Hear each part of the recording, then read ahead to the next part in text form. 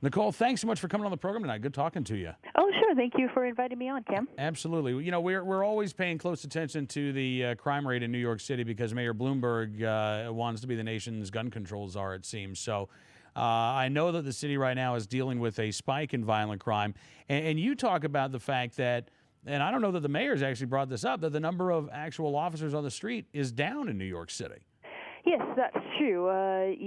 Back at the turn of the century, about 12 years ago, we had more than 40,000 police officers, and now we have less than 35,000. So we've lost a good 5,500 officers over the past decade or so. So it makes a big difference.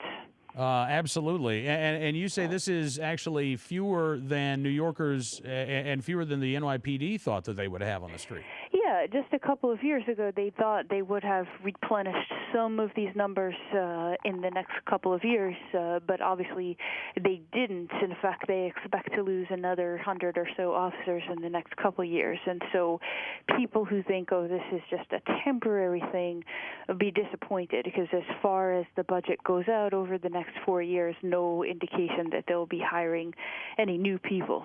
And the one of the problems, it seems, is something we've been hearing a lot about in California, public pension funds. This is causing part of the shortfall in the NYPD budget numbers?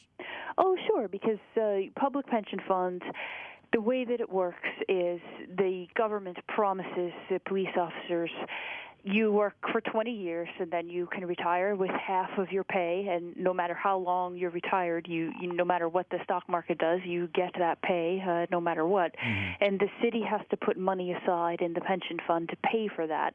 Market obviously hasn't done very well over the past decade, and so instead of making $250 to $500 million a year in contributions to this fund, like the city did 10 years ago, the city's now paying $2 billion a year into this pension fund. So wow. Obviously, say if it had gone up to $1 billion instead of $2 billion, we would have had an extra $1 billion a year, and that could have paid to bring back those 5,000 cops that we've lost. And so, public pensions, people think of it as kind of an abstract issue, but it makes a real difference. You only have so much money. So if you're paying into the pension fund, you're not paying for more officers on the ground.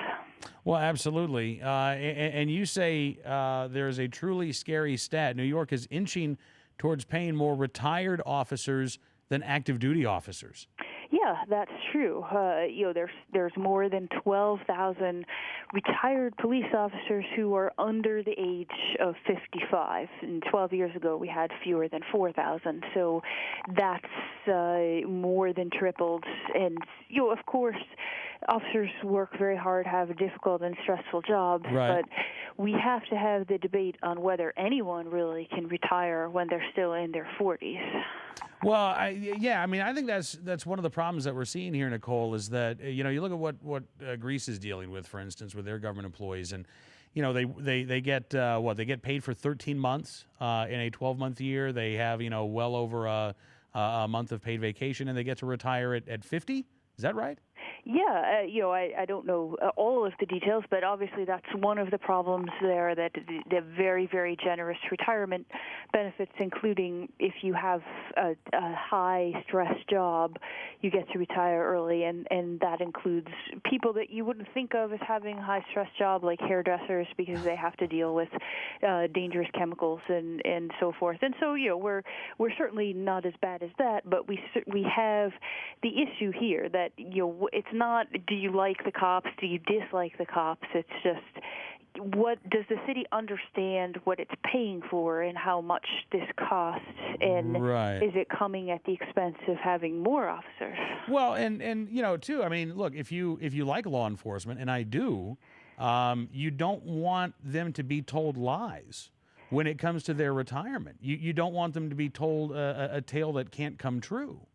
Yeah, I think that's true too, and that's when you see other states and cities cutting back on their retirement benefits, particularly with health benefits. Our pension funds supposedly funded. So we're not like Illinois and New Jersey where they're only half funded, although it still depends on the stock market doing much better than it has. So you can't really say that with any certainty. But the health benefits, we also promise our retirees here in New York that once you retire, the city will pay for your health benefits, including your Medicare payments once you get over the age of 65. City hasn't put any money aside from that. You know, the Bloomberg administration started putting some money aside in the past few years, but then they took all that money out to deal with the budget deficit. So you've got $70 billion or so in liability for health care. They haven't put money aside. So someday there's a possibility that retirees will be surprised that the health coverage they thought would be there is not going to be. Wow. Nicole, that's scary stuff. Listen, I really appreciate you coming on the program tonight. And, Likewise. hope we can do it again soon. Sure, absolutely. Absolutely. Thanks again. Nicole Gallinas, contributing editor with the Manhattan Institute City Journal. Join us tonight here on Cam & Company.